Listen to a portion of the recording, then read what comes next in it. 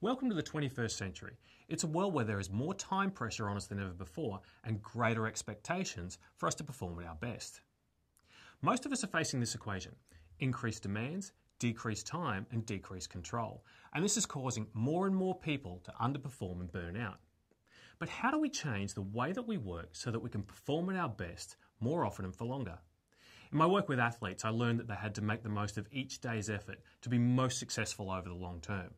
Without the ability to approach each day with 100% intensity, they'd never reach their full potential.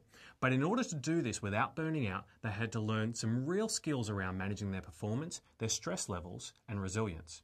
It's the same in today's workplace. High performance is not just an abstract concept. It's underpinned by cutting-edge science and research. Now everyone's seen this.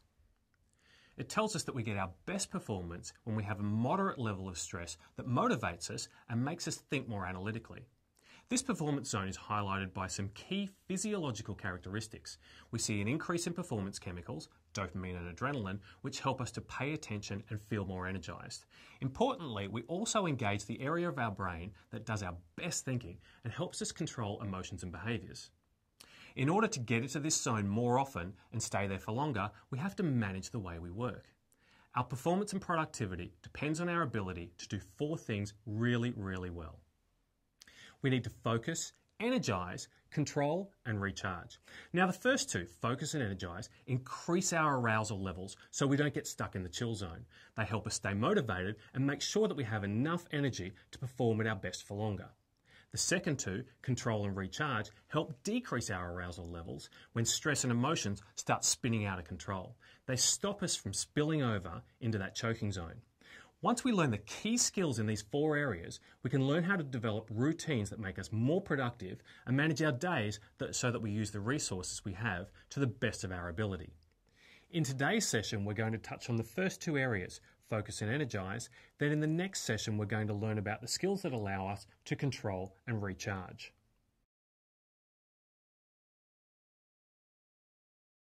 Okay, so today everyone's busy. Rarely do we get to the end of the day having ticked off everything on our to-do list.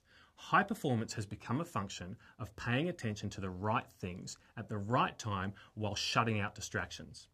The two ways we can do this more effectively is to build our MITs and understand the performance mindset.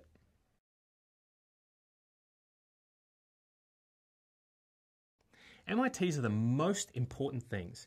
Seems pretty simple, but when we ask people what their MITs are, they struggle to find an answer. These most important things set the context for the behaviours that we choose throughout the day. Now, one thing we know about human nature is that when we're faced with indecision, we have a tendency to do the easiest thing. Unfortunately, the easiest thing doesn't always get us the best results. When we understand our MITs and the behaviours that go along with them, then we remove the decision-making process and we are more likely to do the things that have the biggest impact. Here's a thought provoker, and it comes in two parts.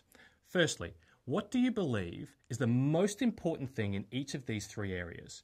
Work, home and relationships, and personally. Now that you've identified these most important things, the question is, do you devote enough time and energy to each of them?